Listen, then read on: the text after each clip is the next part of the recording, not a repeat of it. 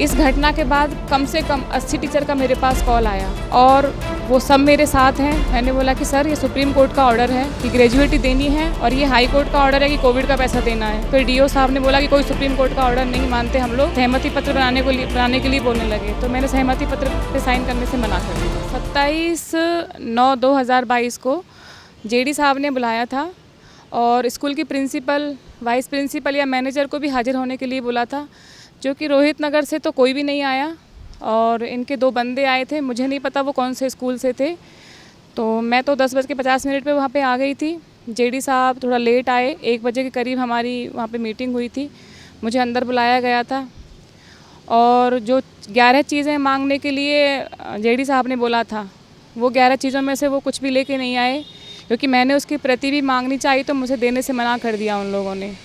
और 25 दिन की सैलरी की बात वहाँ पे वो लोग करने लगे, तो मैंने बोला कि मैं 25 दिन की सैलरी क्यों लूँगी, मैंने तो टर्मिनेशन आपने मुझे दिया है, मैंने स्कूल छोड़ा नहीं है। उसके बाद जेडी साहब ने बोला कि 2 महीने की सैलरी इसके अकाउंट में डालो। मैंने बोला कि सर मैंने आपसे पहले भी विनती की थी कि मुझे पूरा पैसा चाहिए, मुझे कोविड टाइम का भी पैसा मेरा जो काटा था आपने वो दीजिए, मेरी ग्रेजुएटी दीजिए, मेरी पीएफ राशि भी दिलवाई है इन लोगों से, और जो भी निष्कासन की राशि बनती है भैया वो मुझे पूरा दीजिए। लेकिन जेडी साहब ने बोला कि 2 महीने की सैलरी मिलेगी, लेना है तो लो। मैंने बोला कि सर ये सुप्रीम कोर्ट का ऑर्डर है कि ग्रेजुएटी देनी है और ये हाई कोर्ट का ऑर्डर है कि कोविड का पैसा देना है। तो इस पर डीओ साहब ने बोला कि कोई सुप्रीम कोर्ट का ऑर्डर नहीं मानते हम लोग, कोई सुप्रीम कोर्ट का ऑर्डर नहीं है, आप तो मैडम को 2 महीने की सैलरी दो।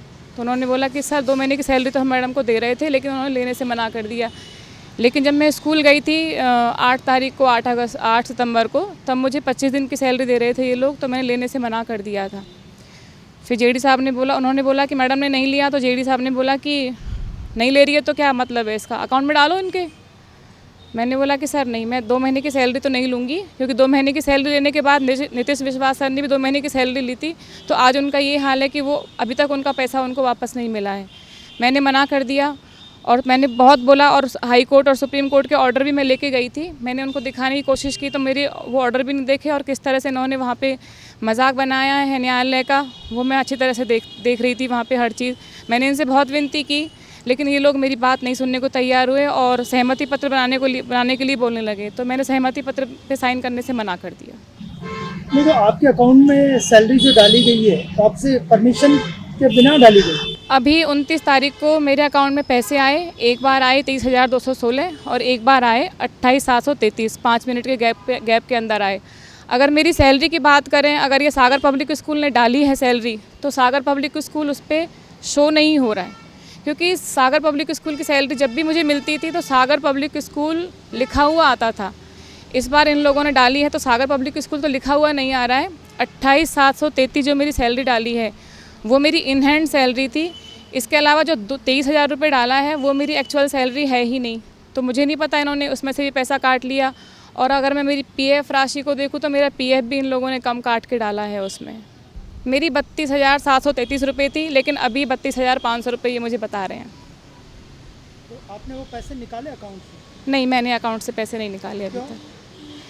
मुझे नहीं पता कि मेरे अकाउंट में पैसे कैसे आए हैं इन लोगों ने मुझे, क्योंकि कोई रिसीविंग नहीं है हमारी, ना कोई मैंने साइन किया सहमति पत्र पे कहीं पे, तो मैंने तो नहीं निकाले अभी वो पैसे। अब क्या करने जा रहे हैं? अभी मैं हाई कोर्ट में अर्जी लगाऊंगी, क्योंकि संविधान का जो इन्होंने न्यायालय का जो मजाक बनाया है वो इनको नहीं करना चाहिए था उस कमरे में। प्रिंसिपल मैडम से कोई बात नहीं, प्रिंसिपल मैडम से कोई बात नहीं, मधुबाला चौहान मैडम से कोई भी बात नहीं हुई है, क्योंकि उस दिन भी मैंने बोला कि सर मैं इन लोगों को नहीं जानती है कौन से स्कूल से आए हैं, इनको नहीं पता, तब भी मेरी वहाँ पे कोई बात नहीं सुन रहा था सर। 27 तारीख को जब आपकी मीटिंग थी, कौन लोग आए थे सागर पब्लिक स्कूल रोहित नगर की तरफ से? रोहित नगर की तरफ से सर कोई भी नहीं आया। फिर वो कौन थे?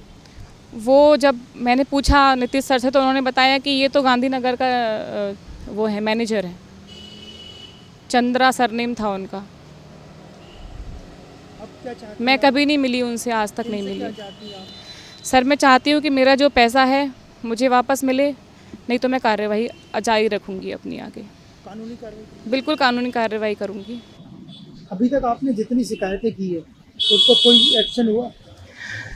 नहीं, अभी सिर्फ जेडी साहब के सामने जो भी हुआ था, जेडी सर के सामने ही हुआ था, और उसका भी कोई निराकरण नहीं हुआ। सिर्फ वहाँ पे अपनी बातें बोली जा रही थी, मेरी बातें वहाँ पे सुनी ही नहीं जा रही थी। और क्योंकि जेडी सर ने, जब हमारी पहली मीटिंग हुई थी 16 तारीख को, तब जेडी सर ने खुद कहा था कि जो वहाँ की प्रिंसिपल है वो बहुत ईगो वाली है, वो अकड़ दिखाती है।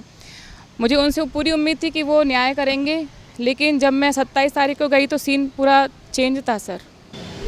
सागर पब्लिक स्कूल रोहित नगर की तरफ से कहा जा रहा है कि जो हमने जिन टीचर को हटाया है वो झूठी सच्ची शिकायतें कर रही है, ये कितनी सच्चाई है इसमें? देखिए, सागर पब्लिक स्कूल से जिन टीचर को हटाया है और सागर स्कूल में, पब्लिक स्कूल रोहित नगर में जो टीचर काम कर रहे हैं, इस घटना के बाद कम से कम 80 टीचर का मेरे पास कॉल आया और वो सब मेरे साथ हैं, अंदर से मुझे सपोर्ट कर रहे हैं। उनकी मजबूरी है कि वो मेरा साथ नहीं दे पा रहे हैं, लेकिन वो मेरे लिए, मतलब मेरे वेल विशर ही हैं और मेरे लिए अच्छा ही बोल रहे हैं कि तुम अच्छा कर रही हो, और वो अंदर ही अंदर बहुत खुश हैं। और जिन लोगों को इन्होंने हटाया है उनमें मैं हूँ, नीतीश सर हैं और भी पुराने कुछ टीचर्स हैं, लेकिन कोई खुल के सामने आना नहीं चाह रहा, क्योंकि कोई किसी पछड़े में पढ़ना नहीं चाहता है एक्चुअली।